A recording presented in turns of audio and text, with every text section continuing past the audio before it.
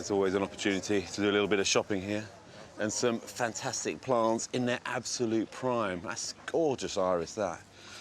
And it's also nice to see bulbs like this Sila peruviana in flower. It would be autumn planted, and you can see exactly what you're going to get. But to get to this stage, a lot of work goes into the process, and we caught up with a specialist grower from Warrington as he prepared for the show.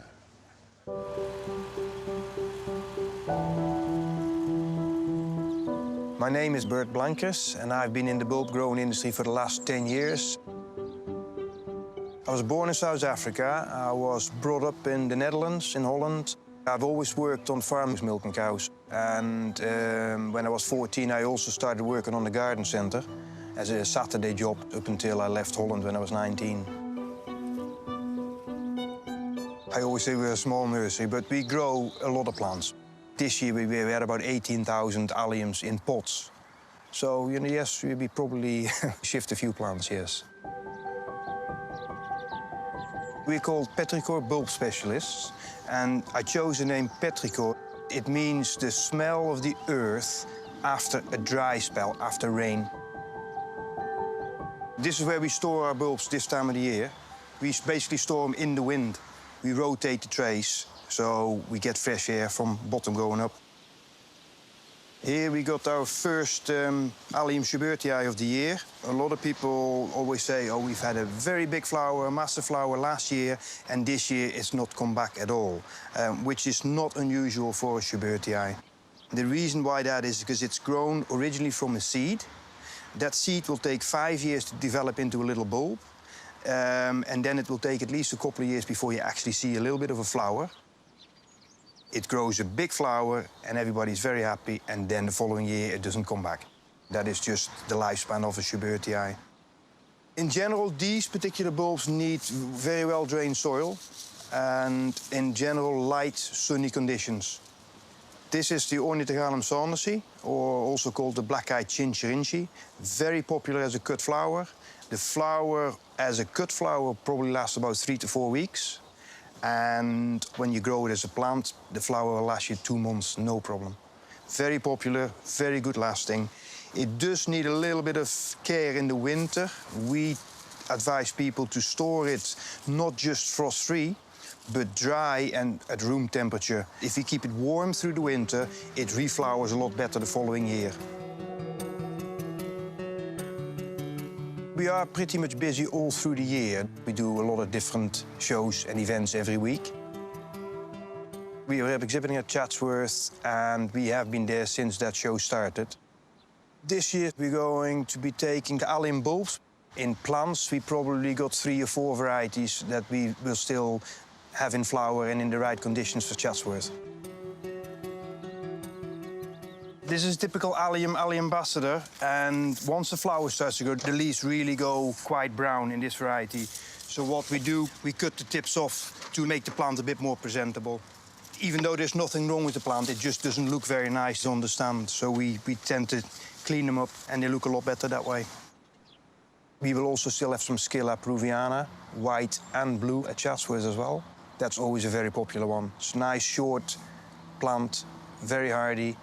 The color is beautiful on the blue one, and it's always a very attractive plant. We've also got some agapanthus that are probably going to be ready for the show garden at Chatsworth. For the rest, we rely a little bit on cut flowers to add a little bit of color to the show garden. Planting depths, in general, rule is 2 to 3 times the depth of the bulb.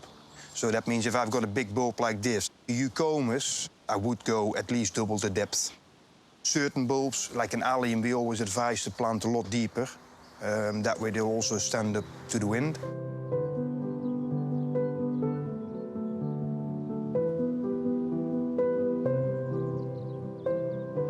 This is an allium red Mohican, also a very popular variety. When the flower is out, it's a lovely red color, and it's got a little tuft on the top. Hence, it's called red Mohican. It's very much curled when it first starts to grow as a flower, and by the time it's starting to open, it's sort of straightened itself out, which is a lovely feature of that as well. Some of the varieties that we grow, people say, okay, well, I've got very heavy, wet soil in the winter. Alliums don't seem to be doing so well, which is correct. You know, they don't want to be swimming in water in the winter. They need just well-drained soil. They say, can we then grow them in pots? And I prefer to see them in the open ground. But yes, you can grow in pots, but make sure that if you pot them up, that you use a good-sized pot. Because what happens with most alliums, they after they finish flowering, the bulb divides itself. And for those bulbs to grow into mature, big bulbs, the roots need space to grow. And as long as the roots have space to grow, those bulbs will then grow into bigger bulbs.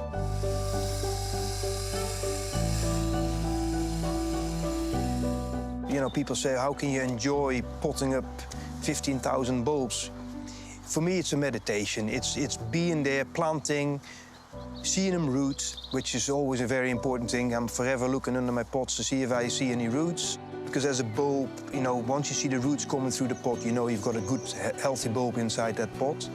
And then putting them outside and seeing them grow and then developing a flower. It's just a lovely process.